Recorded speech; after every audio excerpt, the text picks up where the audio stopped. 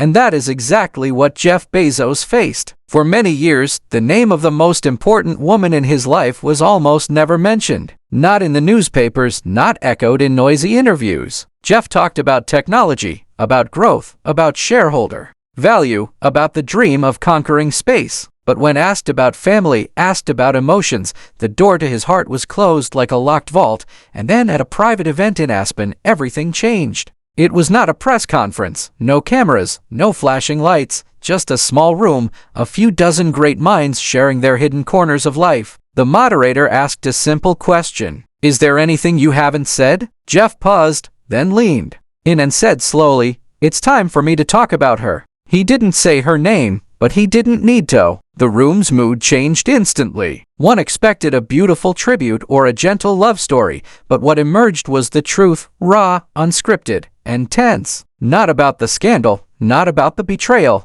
but the silence, the invisible distance that had grown over the years. And in that moment, his voice slowed, not shaky, but heavy for the first time. Jeff Bezos admitted that for years he had been hiding behind reports, behind speeches, just to avoid a deeply personal truth. Jeff says she saw him before the world knew him, believed in him when Amazon was just an idea in a small garage, raised his children while he worked hard to build an empire. But all the while he never asked himself, is she okay? Carrying all this with me. It was only when she left that Jeff began to realize. He describes love as a place we rarely stop to feel, because we are too busy building, conquering. And in that moment, Jeff Bezos, the richest man in the world, no longer sounded like a powerful tycoon. He sounded like a man struggling to find answers. Find out why the most loyal person in his life chose to leave. Not with anger, but with clarity, with a quiet decision that changed everything. Then Lawrence Sánchez walked in. When they first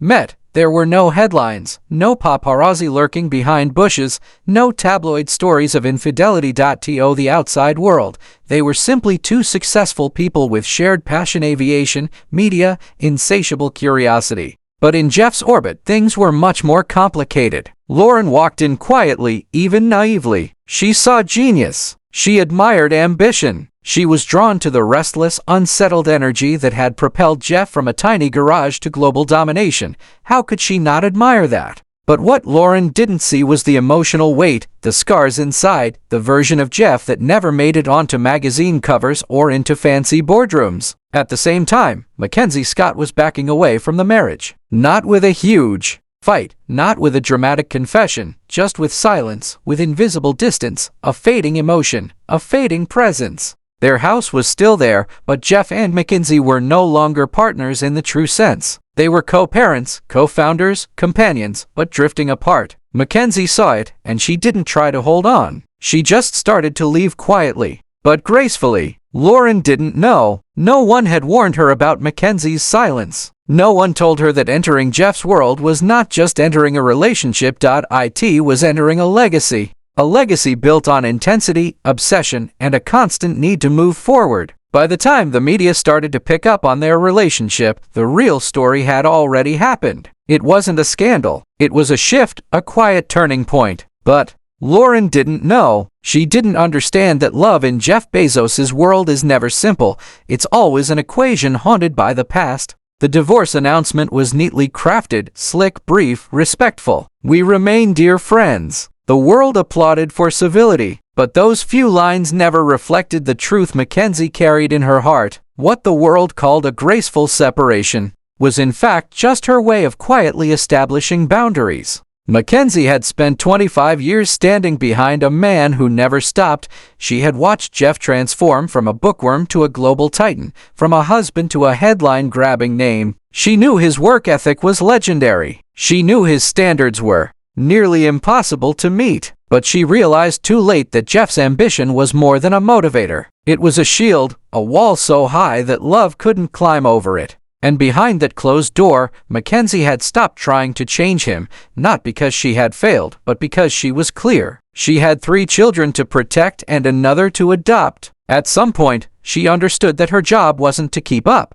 with Jeff, but to break the cycle that had defined him. So, she chose to leave. No book, no interviews, just quietly giving away the bulk of her fortune and living a purposefully smaller life. The world sees the generosity, but what they miss is The strategy. MacKenzie didn't just leave a man. She walked away from a legacy and she refused to let it define her children. And Jeff Bezos, he didn't just build Amazon. He built a suit of armor. Every report, every launch, every profitable quarter, it was another layer of protection. But underneath that empire was just a boy who saw someone walk away, and that person never came back. Jeff rarely talks about Ted Jorgensen, his biological father. Most people don't even know his name. He grew up with his mother. He was later adopted by Miguel Bezos. On paper, he had the perfect family, but the emotional blueprint was much more complicated. Jeff's drive wasn't just about innovation. It was about control. It was about building something big enough that no one would dare abandon him again. MacKenzie understood that. Over time, she pieced it together. From a letter Jeff once wrote, but never sent. From the way he shut down his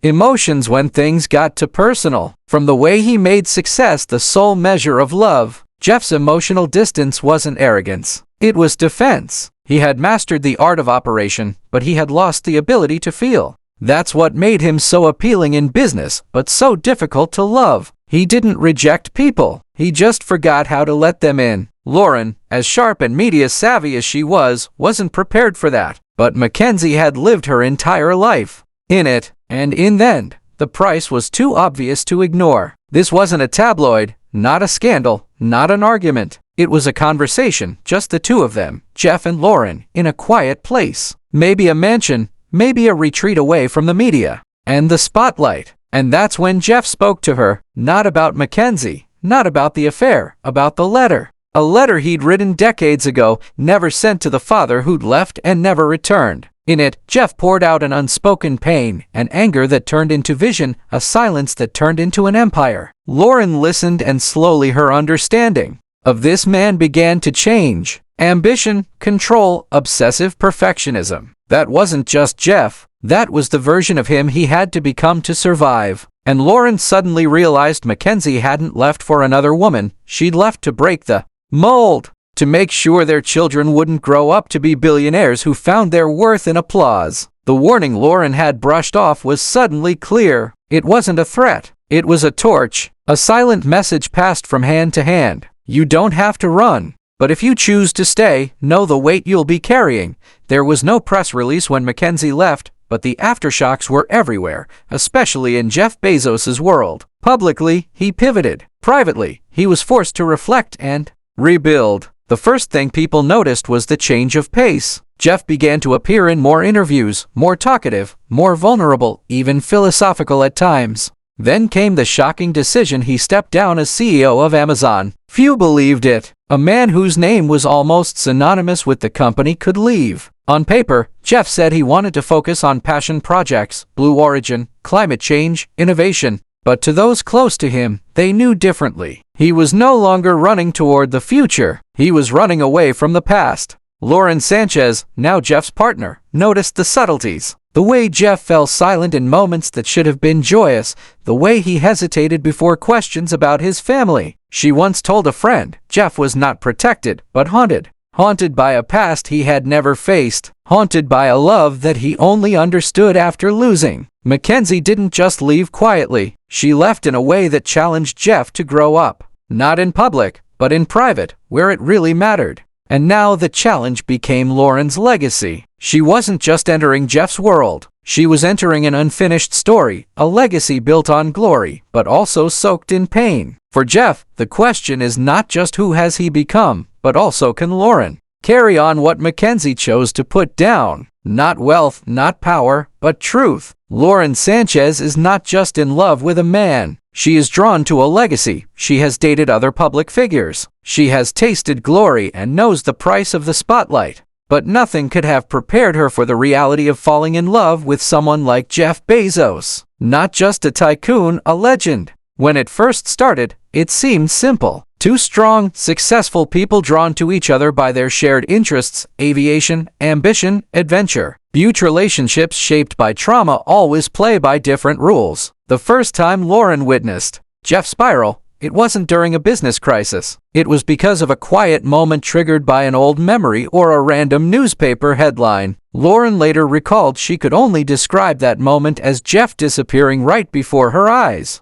present but empty. And that was the day she realized she wasn't just dating Jeff Bezos. She was living with the man whom MacKenzie had tried to protect him from becoming. The wait didn't scare Lauren. It made her curious. But curious didn't mean ready. Over time, Lauren became more than just a partner. She became a mirror. For the first time, Jeff was forced to confront not just the path he had traveled, but the man he had become. The brilliance was still there, the ambition, the vision still burned. But there was also the boy who sat by the window waiting for someone to come home. And Lauren, whether by accident or design, had entered a house that echoed with silence that Jeff had never truly escaped. Before he left, MacKenzie was said to have left one final message. Not in a letter, not in a press release, but in a short, forceful conversation and directed not at Jeff, but at Lauren. The specifics were hazy, only pieced together by those close to the situation. But the spirit of it repeated over and over reverberated in post-dinner whispers and boardrooms. He will love you as he created you, not for who you are, but for who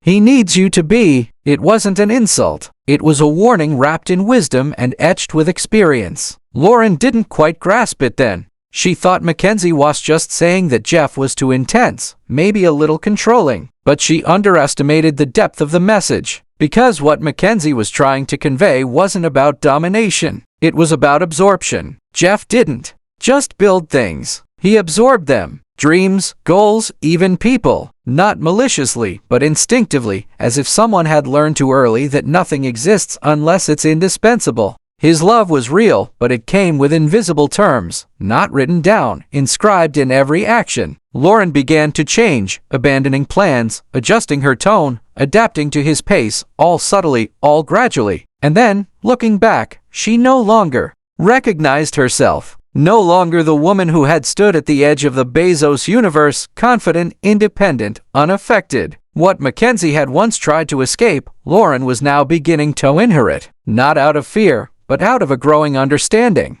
that there are legacies that are not handed down in words. They are passed down in silence, and the recipient is forced to carry them alone. Jeff's transformation was not just superficial. It was not just a new relationship. It was not just leaving Amazon or flying into space. It was a transformation that was deeper, personal, methodical, and sometimes deeply personal. Friends noted that Jeff talked less about strategy, less about growth. Instead, he talked about meaning, love, presence, words that were foreign to his boardroom vocabulary. In an interview, Jeff once said, "Watching someone you love pursue their purpose is the greatest gift." It sounds poetic, but to those who know him, it's a confession. Jeff has built his life to be admired. Now he's learning to be understood, but the transformation has never been smooth. Many times he falls into the same old patterns, demanding, perfecting, avoiding, and sometimes Lauren is the one who bears the brunt of that internal struggle. Jeff is no longer the man MacKenzie divorced, but he's also not quite the man Lauren hoped to meet. Ironically, for so many obsessed with control, Jeff's greatest growth has come from learning to let go. Let go of the need to win every argument.